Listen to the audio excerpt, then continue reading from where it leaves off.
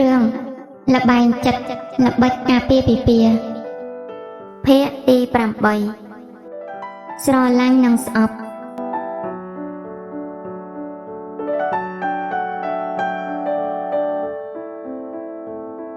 នាយរដ្ឋត្រឡប់មកពីធ្វើការក៏ចុះមកជួយធ្វើម្ហូបជាមួយនឹងអំឡីដែលជាមេផ្ទះធំនៅផ្ទះនេះម៉ាណាវីរៀបបន្លែបណ្ដើងាកសួរគាត់បណ្ដើថ្ងៃនេះផ្ទះស្ងាត់ម្លេះអ៊ំលោកប៉ាអ្នកម៉ាក់អញ្ជើញទៅណាអស់ហើយលោកប្រុសលោកស្រីអញ្ជើញទៅជួយកឋិនគេតាំងពីរសៀលម្លេះប្រហែលជាយប់ឯណោះទើបត្រឡប់មកវិញលោកទាំងពីរបានផ្ដាំថាឲ្យអ្នកប្រុសនិងអ្នកនាងពិសាបាយមុនទៅមិនបាច់ចាំផ្លូវទេស្រស់ធីតាងក់ក្បាលញញឹមស្រាលខ្ញុំថាអ៊ំហៅខ្ញុំថាក្មួយទៅបានហើយមិនបាច់អ្នកនាងអីទេព្រោះខ្ញុំមិនទម្លាប់ឲ្យគេគោរពអ្វីឡើយម្យ៉ាងអ៊ំមានអាយុដំណាម៉ាក់ខ្ញុំទៅហើយអ៊ំហៅខ្ញុំបែបនេះនាំតែបាបខ្ញុំទេអ៊ំលៃញញឹមស្រស់ទាំងពេញចិត្តនឹងចៅវាយតូចគិតទៅអ្នកប្រុសពិតជាសំណាងណាស់ដែលរើសបានភរិយាគ្រប់លក្ខបែបនេះស្អាតក៏ស្អាតការងារក៏ខ្ពស់ថែមទាំងសន្តានចិត្តល្អទៀតអ៊ំថាស្រីល្អបែបនេះប្រហែលជាមានមិនច្រើនទេនាយរដ្ឋក្រវីក្បាលតិចទាំងស្រពាប់ស្រពនអ៊ំកុំសរសើរខ្ញុំអីតាមពិតខ្ញុំគ្រាន់តែជាស្រីសាមញ្ញម្នាក់ប៉ុណ្ណោះគ្មានអ្វីអាចបដូរនិស្ស័យបានទេអ៊ំប្រហែលជាវាសនារបស់ខ្ញុំកំណត់មកមិនល្អហើយទើបជួបតែការព្រាត់ប្រាសរហូតមកសូម្បីតែសុភមង្គលដែលសង្ឃឹមថាអាចទទួលបានទៅហើយនៅតែអាចប្រែប្រួលបានតែក្នុងពេលមួយប្រព្រឹត្តភ្នែកអ៊ំលៃសំឡឹងមុខនាយរដ្ឋទាំងងឿងឆ្ងល់តែមិនហ៊ានដេញដោលទេខណៈនោះសំឡេងរថយន្តរបស់នៅភាបានបញ្ឈប់ពីមុខផ្ទះនាយរដ្ឋបានធោដង្ហើមបន្តិចទើបលាងដៃដើរចេញមកក្រៅតែធីតាត្រូវប្រែទឹកមុខភ្លាមព្រោះនៅចំពោះមុខពេលនេះគឺនៅភាដែលគៀកដៃជាមួយកញ្ចនាយ៉ាងស្និទ្ធដើរចូលផ្ទះញញឹមរីករាយតែនៅភាដូចជាមិនចាប់អារម្មណ៍នឹងអ្វីទេទុំលាក់ខ្លួនអង្គុយរួចបន្លឺមកកាន់នាយរដ្ឋបែបធម្មតាថ្ងៃនេះខ្ញុំនាំកញ្ចនាមកញ៉ាំបាយនៅផ្ទះយើងដែរសង្ឃឹមថានាយរដ្ឋនឹងរៀបចំទទួលភ្ញៀវឲ្យបានល្អផងកញ្ចនាផ្អៀងកបន្តិចញញឹមបញ្ឈឺស្រស់ណាស់ឲ្យខ្ញុំសុំទឹកដោះគោមួយកែវផងព្រោះដូរជាសាបមាត់ណាស់នាយរដ្ឋខំទុកចិត្តឲ្យរឹងប៉ឹងរួចញញឹមតបទៅវិញយ៉ាងស្រស់ចាសូមចាំមួយផ្លែតនៅភាតាមមើលដំណើរស្រីដែលមើលទៅដូចជាគ្មានតូចចិត្តអ្វីសោះ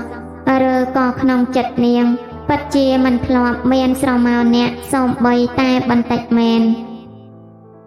មួយសន្ទុះទឹកដោះគោក្តៅហុយបានលើកមកមែនកញ្ចនាសំឡឹងមើលមុខនាយរដ្ឋបន្តិចទើបទទួលយកមកក្រេបស្រាប់តែឆ្លក់មកវិញវេប្រឡាក់អាវអស់ណែនាងចេះឆុងទឹកដោះគោទេណាអីក៏ប្រៃតែដូចដាក់អំបិលទាំងពីរអញ្ចឹងម៉ាណាវីអោបដៃញាក់ស្មាបន្តិចរសជាតិបែបនេះគឺសមជាមួយមនុស្សដូចជានាងហើយគិតទៅចំជាមិនចោលនិស្ស័យមែនមិនដឹងជាហេតុអីបានជាចូលចិត្តតែរបស់មានម្ចាស់អញ្ចឹងបើថាពិបាករកពេកចុះផ្សាយពាណិជ្ជកម្មតាមផ្កាយរណបទៅក្រែងលោមានមនុស្សខ្វាក់ភ្នែកខ្លះមកសុំដាក់ដងម៉ងកញ្ចនាស្ទុះងើបទាំងមួមងនេះនាងកំពុងតែមើលងាយយើងមែនទេដឹងផងទៅថាយើងមកពេលនេះព្រោះតែបងនៅភាអញ្ជើញមិនស្មានថាអ្នកស្រីផ្ទះនេះខ្វះសុជីវធម៌ដល់ម្លឹងសោះគិតទៅមនុស្សធ្លាប់មានឋានៈទាបទោះជាមានវាសនាបានគេយឹតយកឲ្យខ្ពស់ក៏មិនចោលចរិតចាស់ដែរណោះណាភាងើបឈររួចក្រវីក្បាលតិចបានហើយទីនេះមិនមែនជាទីលានចោតឆ្លើយទេនាយរដ្ឋក៏អញ្ចឹងដែរកញ្ចនាជាភ្ញៀវរបស់ខ្ញុំគួរតែទទួលឲ្យបានសមរម្យបន្តិចផង ម៉ែនាវីសំឡក់គេបន្តិចប្រូសំដីគេចង់បន្ទោសនាងតែម្ដងបើជាភ្ញៀវរបស់បងអញ្ជើញទទួលខ្លួនឯងទៅខ្ញុំសុំទៅសម្រាប់សិននេះព្រោះបរិយាកាសគួរឲ្យធុញណាស់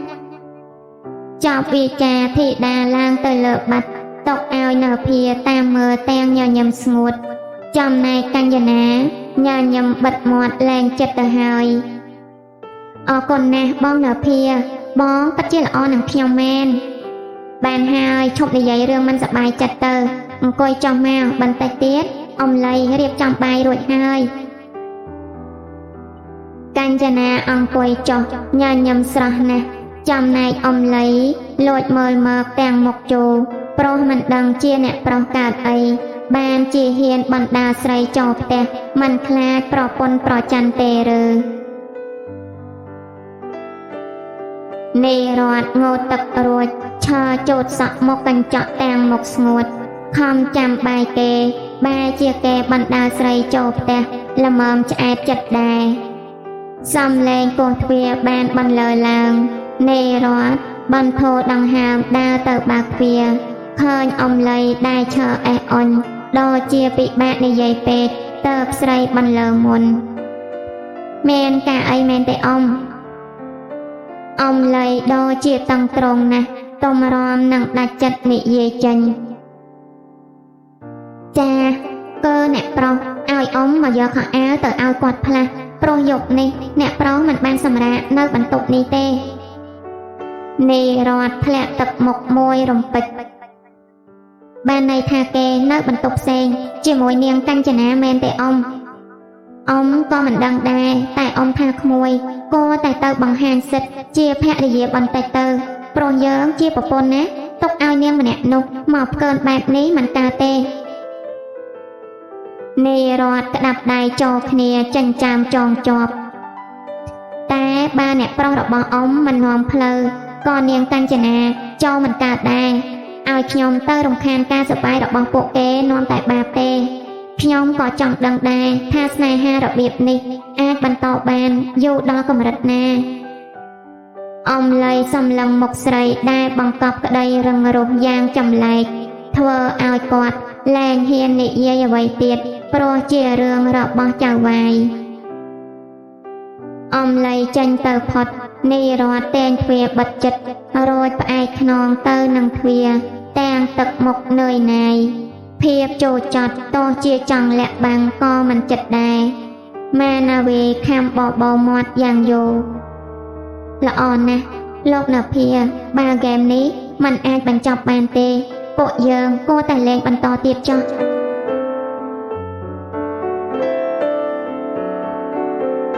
នេរត់ប្រើប្រាស់រថយន្តផ្ទាល់ខ្លួនដែលឪពុកម្ដាយក្មេកបានប្រគល់ឲ្យដើម្បីទៅធ្វើការតាមធម្មតាប៉ុន្តែរង្វង់ភ័ក្រល្អឯកដ៏ជាដិតភាពស្លេកស្លាំងយ៉ាងចម្លែកតែមិនលាក់បំពាន់នៅសម្រស់ដ៏ល្អទេ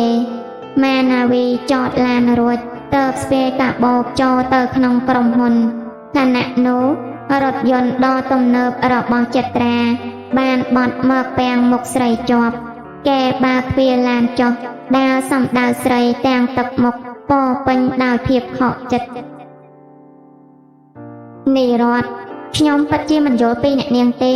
ខ្ញុំទៅបាងកកតែមួយអាទិត្យសោះមិនស្មានថាអ្នកនាងអាចសម្រេចចិត្តរៀបការរហ័សដល់ម្លឹង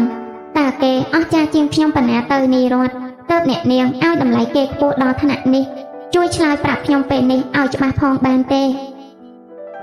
នេរត់ឈានជើងថយមួយជំហានចោលភ្នែកសំឡឹងមើលក្រដាសសារព័ត៌មានដែលគេក្តាប់ជាប់ក្នុងដៃឡើងខ្ទេចអស់តាមញញឹមចំអកមិនបាច់បញ្ជាក់ចិត្តខ្ញុំទេលោកចិត្រាខ្ញុំធ្លាប់ប្រាប់លោកតាំងពីយូរហើយថាខ្ញុំគ្មានអារម្មណ៍លើចំពុកមនុស្សសាវ៉ាដូចជាលោកនោះទេសួរខ្លួនឯងខ្លះផងថាធ្លាប់ធ្វើឲ្យនារីប្រមាណអ្នកហើយដែលខូចចិត្តនោះគ្រាន់តែត្រូវខ្ញុំបដិសេធភ្លាមក៏លួចតាក់ទងនឹងរស្មីបំផ្លាញអនាគតនាងទាំងក្មេងលហកសម្រាប់លោកវាអាចគ្រាន់តែជាការលេងសើចតែសម្រាប់មនុស្សស្រីការឈឺចាប់មានដល់កម្រិតណាលោកធ្លាប់សាក់លបងស្វែងយល់ដែរទេចិត្រាខំបបោមាត់ស្ទើរដាច់ ស្រវាចាប់ដៃស្រីជាប់ទាំងអារម្មណ៍ពុះកញ្ជ្រោលហួសប្រមាណខ្ញុំដឹងណានីរតថាអ្នកនាងកំពុងគិតអ្វីនោះព្រោះខ្ញុំស្គាល់អ្នកនាងច្បាស់ណាស់បើគ្មានហេតុផលគ្មានថ្ងៃដែលអ្នកនាងដាក់ខ្លួនទៅប្រជែងស្នេហ៍ជាមួយកញ្ចនានោះទេព្រោះតែការសងសឹកមែនទេនីរតឆ្លើយប្រាប់ខ្ញុំនីរតក្រវេះដៃចាញ់ញញឹមចំអកប្រហែលជាមែនទេដោះព្រោះខ្ញុំក៏ចង់បង្រៀនឲ្យមនុស្សដូចជាលោកនិងនាងកញ្ចនាឲ្យបានដឹងដែរថាការឈឺចាប់សរសេរឡើងពីអ្វីប៉ុណ្ណឹងមិនទាន់គ្រប់គ្រាន់ទេចិត្តត្រាអាចនៅមានឈុតឆាកដែលល្អមើលជាងនេះទៅទៀតម៉ែនាវីបញ្ចប់សម្ដីរួចចរានគេចេញទៅមកខាងយ៉ាងមើងម៉ាត់តែចិត្តត្រារឹងរូសដែរគេបញ្ចប់ជំហានមួយកន្លែងរួចបោះសម្ដីពីក្រោយដោយសំឡេងច្បាស់លាស់តែបង្កប់ដោយភាពឈឺចាប់តែខ្ញុំមិនបោះបង់ទេខ្ញុំនឹងព្យាយាមធ្វើគ្រប់យ៉ាងដើម្បីឲ្យនីរតព្រមអភ័យទោសឲ្យខ្ញុំតតែបាននីរតមិនថារតខ្លាយទៅជាអ្វីទេសូមចងចាំផងថាខ្ញុំនៅតែស្រឡាញ់នីរតជានិច្ចហើយក៏គ្មានអ្នកណាអាចស្រឡាញ់រតជាងខ្ញុំនោះដែរនីរតមិនងាកក្រោយទេព្រោះសម្ដីបែបនេះគ្មានអត្ថន័យគ្រប់គ្រាន់នឹងធ្វើឲ្យស្រីរំភើបចិត្តឡើយមានតែធ្វើឲ្យនាងរឹតតែស្អប់គេថែមប៉ុណ្ណោះធីតាញញឹមស្ងួតតែម្នាក់ឯងចិត្តត្រាហេតុអីក៏លោកមិនព្រមធ្វើដាក់រស្មីដោយតែលោកធ្វើដាក់ខ្ញុំបើមិនស្រឡាញ់នាងចាំបាច់ធ្វើបាបចិត្តនាងធ្វើអីបើមិនព្រោះតែលោករស្មីមិនស្លាប់ឡើយហើយខ្ញុំក៏មិនចាំបាច់បង្កើតល្បែងឈួតនេះដែរពេលនោះប្រហែលជាជីវិតខ្ញុំមានសេរីភាពជាងនេះឆ្ងាយណាស់នីរតយកដៃជ្រងសក់យឺតទាំងទឹកមុខបង្កប់ដោយភាពនឿយណាយយ៉ាងលះលប់ម៉ែនាវីរងចាំឲ្យចិត្តត្រាចេញផុតតើបើកឡានសំដៅភ្នោរស្មីតែម្នាក់ឯងព្រោះថ្ងៃនេះនាងគ្មានអារម្មណ៍ធ្វើការទេ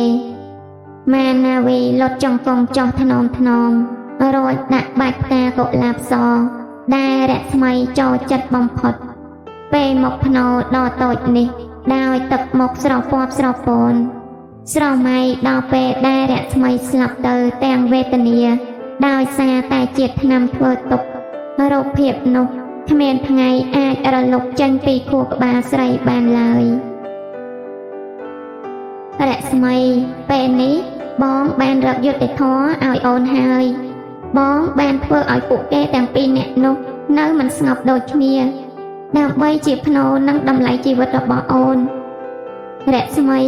ពេលនេះបងយល់ហើយ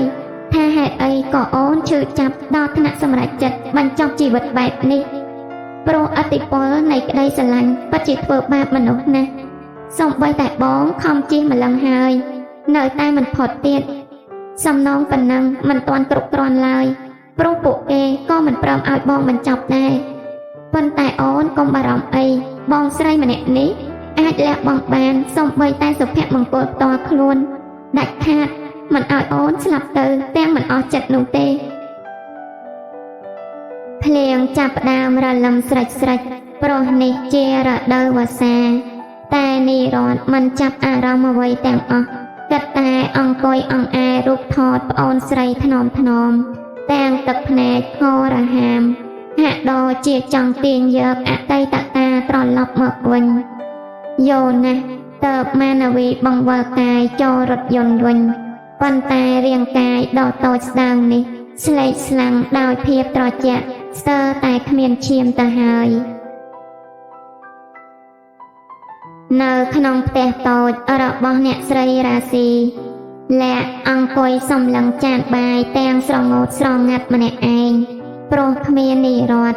ផ្ទះនេះរឹតតែស្ងាត់ទៅទៀតសំឡេងរថយន្តរបស់នីរតបានបញ្ឈប់ដោយស្ងៀមស្ងាត់លាក់ស្ទោះងើបដោយត្រេកអរកំពុងតែនឹកឯងផងឥឡូវមកដល់ល្មមអេចុះឯងទៅធ្វើអីទៅទឹកខ្លួនជោគបែបនេះនីរតខំញញឹមទាំងបបោមាត់ស្លេកស្លាំងរួចទប់ខ្លួនចុះពីលើឡានព្រោះនាងដូចជាឈឺក្បាលខ្ទប់តែគ្រាន់តែដាក់ជើងដល់ដីទេដាវិលមុខផ្ញើ បើកុំតែច្រត់ដៃលើឡានតន់ប្រហែលជាដួលផ្កាប់មកហើយលាក់ភ័យដែររហ័សមកជួយទប់ឯងកើតអីនឹងរត់ស្លាប់ហើយនេះក៏ក្តៅខ្លួនកកុកអញ្ចឹងលាក់និយាយបណ្ដាប្តេកនីរត់ទៅលើពុកឡានវិញបណ្ដានីរត់ដូរជាតុនខ្សោយណាស់ខំថ្មិចភ្នែកទាំងល្វើយរកកម្លាំងតបគ្មានលាក់លែងសួរនាំច្រើនរហ័សចូលកាន់ចង្កូតឡានភ្លាមមិនកើតទេចាំខ្ញុំនាំឯងទៅពេទ្យមើលចោះមកឡានស្លាំងគ្មានឈាមមួយដំណក់ទៅហើយលាក់បន្ថយម៉ាស៊ីនត្រជាក់រួចដណ្ដប់អាវឲ្យនីរត់មួយជាន់ទៀតតើប្រញាប់បើកឡានសំដៅមន្ទីរពេទ្យដែលនៅក្បែរនោះជំងឺមិនធ្ងន់ទេតែបើមិនព្យាបាលទាន់ពេលប្រកាសជាមានបញ្ហាមិនខានបន្ទាប់ពីកិលានុបដ្ឋាយិកាផ្លាស់សម្លៀកបំពាក់សម្រាប់អ្នកជំងឺឲ្យនីរត់រួចលោកគ្រូពេទ្យបានចាក់ថ្នាំនិងព្យួរសេរ៉ូមកម្លាំងឲ្យស្រីប្រសុខភាពនាងដូចជាតុនខ្សោយណាស់ទ្វេរបើកលេចរូបនៅភានិងលោកប្រុសលោកស្រីដើរចូលមកទាំងទឹកមុខភ័យព្រួយលោកស្រីដារិនីដើរមកសួរលាក់ព្រោះនីរត់ត្រូវជាថ្នាំកេងលក់បាត់ទៅហើយកូនរត់យ៉ាងម៉េចហើយក្មួយលាក់ព្រឹកមិញមានកើតអីឯណាចាប្រហែលជាមិនអីទេលោកអ៊ំព្រោះលោកគ្រូពេទ្យបានចាក់ថ្នាំនិងព្យួរសេរ៉ូមឲ្យរួចរាល់ហើយណាភាបានផោដង្ហើមធំរួចដើរមកក្បែរក្រែសម្លឹងមុខនីរត់ទាំងស្ងប់ស្ងាត់ហាក់លាក់ការព្រួយបារម្ភយ៉ាងចម្លែកលាក់លើកដៃមើលនាឡិការួចដកដង្ហើមធំបើលោកអ៊ំទាំងពីរនិងលោកណាភាមកហើយខ្ញុំគិតថាសូមផ្ញើអារត់ផងព្រោះខ្ញុំត្រូវត្រឡប់ទៅធ្វើការវិញមិនអីទេបើរវល់ការងារក្មួយទៅចោះទុកឲ្យពួកអ៊ំមើលកូនរត់បានហើយលាក់ងាកមើលនីរត់បន្តិចទើបបើកទ្វារដើរចេញទៅណាភាដែលស្ងាត់យូរហើយបានងាកមកប្រាប់ឪពុកម្ដាយទាំងតែងកៅអីអង្គុយចុះក្បែរនីរត់ថ្នមៗកូនថាលោកប៉ាអ្នកម៉ាក់ត្រឡប់ទៅសម្រាកនៅផ្ទះចុះទុកឲ្យកូននៅកំដរនីរត់បានហើយព្រោះសុខភាពអ្នកម៉ាក់ក៏មិនសូវល្អដែរលោកគ្រូពេទ្យផ្ដាំឲ្យសម្រាកឲ្យបានច្រើនបន្តិចអញ្ចឹងក៏ល្អដែរព្រោះប៉ាជឿថាអ្នកដែលកូនរត់ចង់ឃើញនៅពេលដែលដឹងខ្លួនគឺស្វាមីនឹងឯងមើលប្រពន្ធឲ្យល្អណាកូនបើមានការអីមិនស្រួលកុំភ្លេចប្រាប់ប៉ាម៉ាក់ផងបាទលោកប៉ាអ្នកម៉ាក់អញ្ជើញចោះកុំបារម្ភអីលោកប្រុសលោកស្រីបានដើរគ្នាចេញទៅនៅភាអង្គុយសម្លឹងរង្វង់ភ័ក្រដែលដិតដោយភាពស្រពាប់ស្រពោនរបស់នីរត់ទាំងអារម្មណ៍ប្រែប្រួលមិនឈប់ចិញ្ចើមជ្រួញជាប់ហាក់មានរឿងច្រើនណាស់ដែលលាក់ទុកក្នុងចិត្តនារៈតែងភួយដណ្ដប់ឲ្យស្រីថ្នមតើបងាកមកទទួលទូរស័ព្ទដែលកំពុងរអាឡូម៉ានីមានការអីមែនទេមុនីដែលជាលេខាផ្ទាល់របស់នារៈបានលើតបមកវិញដោយសំឡេងបង្កប់ភាពងឿងឆ្ងល់បន្តិចចាលោកប្រធានក្រែងថ្ងៃនេះលោកមានណាត់ជាមួយលោករីឆាតដើម្បីពិភាក្សាការងារនាងខ្ញុំរៀបចំឯកសាររួចរាល់ហើយចាណាភាត្រឹងបន្តិចរួចក្រវីក្បាលដោយហួសចិត្តមែនហើយខ្ញុំភ្លេចឲ្យឈឹងមិនអីទេបន្តិចទៀតខ្ញុំទៅដល់ហើយណាភាចុចបတ်ទូរស័ព្ទរួចងាកមកសម្លឹងនីរត់ទាំងពន្លឺភ្នែកអល់ឯកទើបដាច់ចិត្តបើកទ្វារចេញទៅព្រោះនេះជាកិច្ចការសំខាន់បើអ្នកមិនទៅក្រុមហ៊ុនខាតប្រយោជន៍ធំណាស់តែទោះបីយ៉ាងណាក៏អ្នកត្រូវត្រឡប់មកទទួលនាងឲ្យទាន់ពេលដែរចៃដន្យល្អណាស់ចិត្តត្រាទៅនឹងដើរចេញពីសួរសុខទុក្ខមិត្តភក្តិដែលគ្រោះថ្នាក់ចរាចរណ៍សម្រាប់នៅបន្ទប់ក្បែរនេះ ពេលឃើញនៅភាដើរចេញពីបន្ទប់អ្នកជំងឺគេជ្រួញចិញ្ចើមតាមមើលភ្លាមគេមកមើលអ្នកណានៅទីនេះមិនក៏ចៃដន្យម្លេះចិត្តត្រាដើរមកអើតមើលតាមប្រឡោះកញ្ចក់ថ្លាដើម្បីបំបត្តិការងឿងឆ្ងល់តែពេលដែលឃើញអ្នកជំងឺជានិរដ្ឋចិត្តត្រាបើកភ្នែកធំធំរុញទ្វារចូលយ៉ាងរហ័សរកពេលបង្ហាញចេញនៅភាពព្រួយបារម្ភខ្លាំងណាស់